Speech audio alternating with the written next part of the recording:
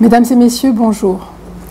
Je suis heureuse de participer à l'ouverture de la 5e conférence de haut niveau Women for Mediterranean sur le thème « Accélérer l'égalité des genres dans le contexte de la pandémie du Covid-19 », co-organisée par le SIAM et l'Union pour la Méditerranée, que je félicite pour cette initiative. La Tunisie a toujours considéré que l'instauration d'un monde pacifique, prospère et durable passe aussi par l'égalité des genres. L'État tunisien, dès son indépendance, a élaboré un environnement constitutionnel, législatif et réglementaire favorable à la protection et au respect des droits des femmes et à leur émancipation. Ces droits sont inscrits depuis 1956 dans le Code du statut personnel. L'État tunisien s'est toujours employé à améliorer la situation de la femme en adoptant des mesures en vue de réduire les inégalités de genre, intégrer l'approche genre dans la planification et la budgétisation afin d'éliminer toutes les formes de discrimination, institutionnaliser l'approche genre dans les priorités des plans quinquennaux pour le développement.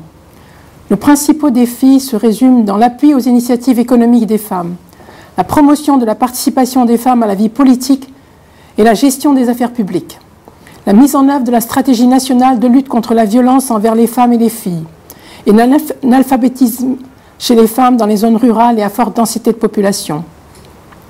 En dépit de cet environnement, les inégalités fondées sur le genre demeurent malheureusement nombreuses et significatives. Les femmes restent sous-représentées dans les positions décisionnelles et dans la hiérarchie politique, économique et sociale. En milieu rural, elles sont pour la plupart exclues des politiques publiques.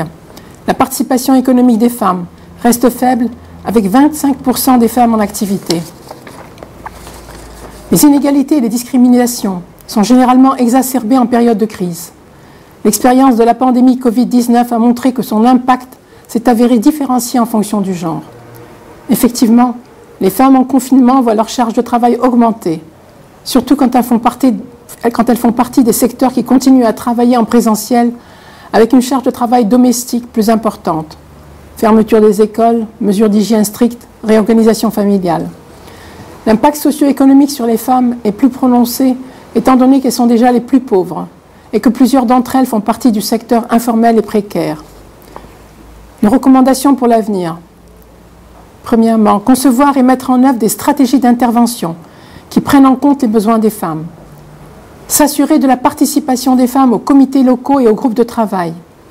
Sensibiliser les institutions appelées à élaborer des politiques et concevoir des programmes en mettant l'accent sur l'égalité des genres.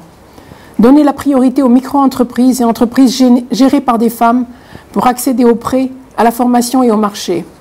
Rapprocher les différents services de conseil, de formation, d'encadrement et de vulgarisation auprès des femmes. Sensibiliser et prendre en charge les femmes en situation vulnérable pour accéder à la couverture sociale.